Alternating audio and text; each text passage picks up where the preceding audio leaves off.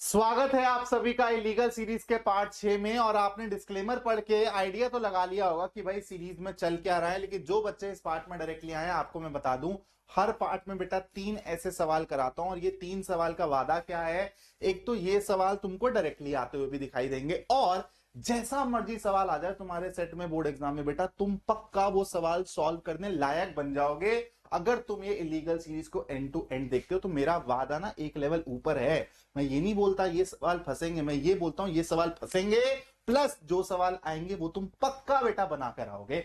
तो आज का पहला सवाल हम लोग देखते हैं क्या कह रहा है। बहुत अच्छा सवाल है बेटा, 2024 का पीवाईक्यू है। बहुत बच्चे इस सवाल में फंसे हैं, थोड़ा सा ट्रिकी है, ध्यान से समझेंगे, ठीक है। तो भाई हमको फंक्शन दिया हुआ है, ये हो गई अपनी डोमेन। आर प्लस का मतलब है कि non zero real numbers, -5 to infinity अपनी कोडोमेन हो गई। फंक्शन आपको दिख रहा है बेटा क्वाड्रेटिक एक्सप्रेशन है, और आपको यहां पर पूछा गया है 1 1 है, ऑन टू है, बाइजेक्टिव है, कुछ भी नहीं है। तो भाई यहां पर सबसे पहले ध्यान से देखो गलती क्या होती है। एकदम से हमको दिखता है सर a ग्रेटर देन 0 है, हमारा दिमाग जाता है कि सर इसका ग्राफ ऐसे होगा, और हम फटाफट से यहां पर एक हॉरिजॉन्टल लाइन लगा के इमेजिन कर लेते हैं कि सर ये 1 1 तो नहीं होगा, तो हम लोग आगे बढ़ जाते हैं। लेकिन यहां पर गलती हो गई है आपसे। क्या गलती हो गई है, आप डोमेन तो देखिए पहले क्या है।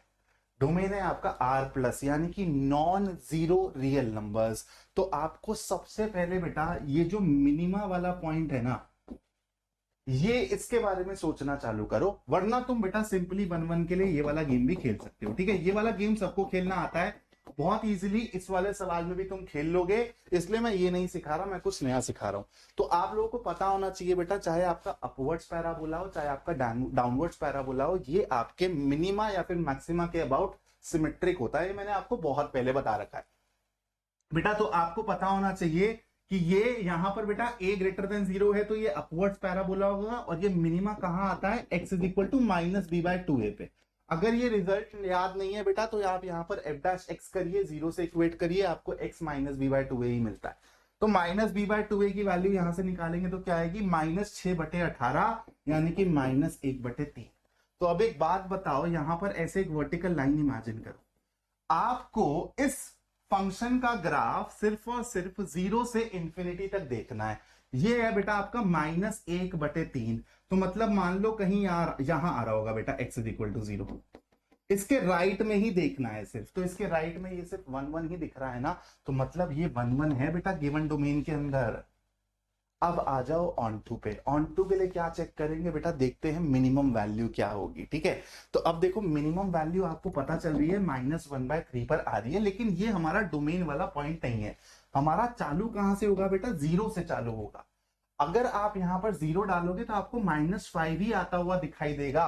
-5 टू इंफिनिटी, मतलब आपकी रेंज और कोडोमेन भी आपस में एक समझौता बना रही है, यानी कि ये फंक्शन बेटा 1 1 भी है, ऑन टू भी है, hence the correct answer is C. बहुत खूबसूरत सवाल है बेटा, आसान नहीं है वाला सवाल, और बोर्ड एग्जाम में ऐसे सवाल आ रहे हैं। पहले ऐसे सवाल कंपटीशन में आते थे, तो थोड़ा सा अपने को संभलना है। दूसरा सवाल ये रहा बेटा, अगेन एक नया टाइप का सवाल है लेकिन आसान है।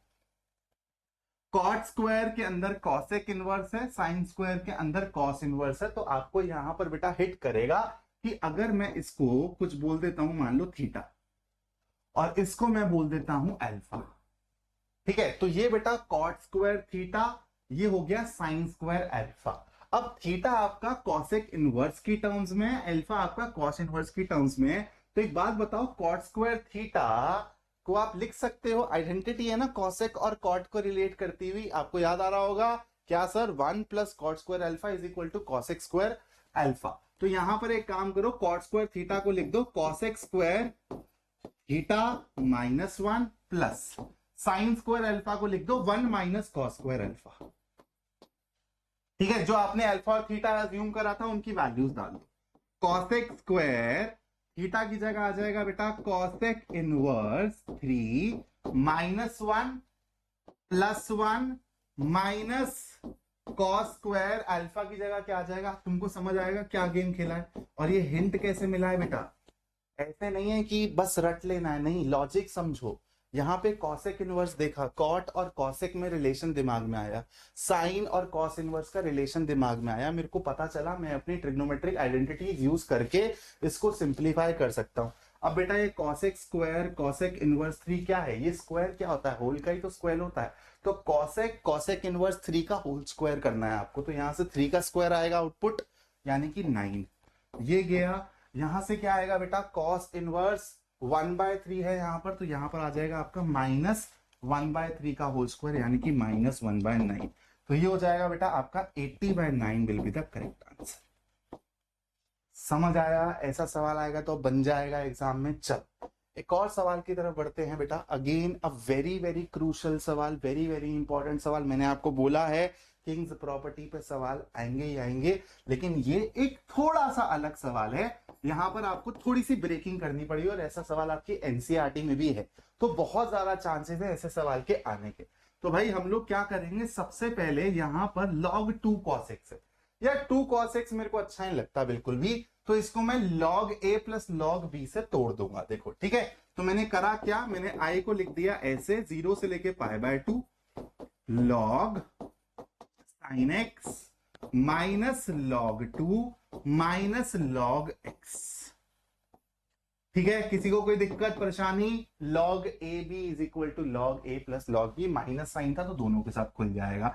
अब बेटा फटाफट से किंग्स रूल लगाओ, यहां पर 0 से लेके π/2 log of sine π/2 minus x क्या हो जाएगा, log cos x हुआ। इसमें कुछ चेंज आएगा, नहीं आएगा सर। यहां पर क्या हो जाएगा, यहां पर बेटा एक चीज मैंने मिस कर दी है, लिख दो log cos x। ठीक है, तो यहां पर हो जाएगा log sin x। तुमको समझ आ रहा होगा अब करना क्या है, दोनों को ऐड करोगे बेटा, log sin x minus log sin x ले जाएंगे एक दूसरे को, ये दोनों भी ले जाएंगे, बचेगा क्या यहां पर, सिर्फ ये बचेगा। तो 2i हो जाएगा बेटा आपका किसके बराबर, -2 log 2 0 से π/2 dx। ठीक है, इसको बोलो आप खत्म हो जाएंगे। अब यहां पर इसके बाद कराने की जरूरत है क्या, तो यहां से तुम्हारा π/2 निकल कर आएगा, तो -π/2 log 2 तुम्हारा आंसर हो जाएगा। तो आज के जो 3 सवाल थे ये भी बहुत इंपॉर्टेंट है बेटा, और ये सवाल भी बहुत इंपॉर्टेंट है। इसको तुम लोग f(x1) = f(x2) वाले तरीके से खुद से भी करके देखना। तो एक्चुअली जो 1 on 2 बाइजेक्शन पे बेस्ड सवाल आ रहे हैं 2024 में, काफी अच्छे अच्छे सवाल आए थे। मैं अगले पार्ट में भी इसी कॉन्सेप्ट पे बेस्ड एक और अच्छा सवाल लेकर आऊंगा। सबसे पहले जाकर अब तुम पहले के 5 पार्ट्स देखो, एक भी सवाल मिस मत करना। Thank you so much for watching this video. जय हिंद दोस्त।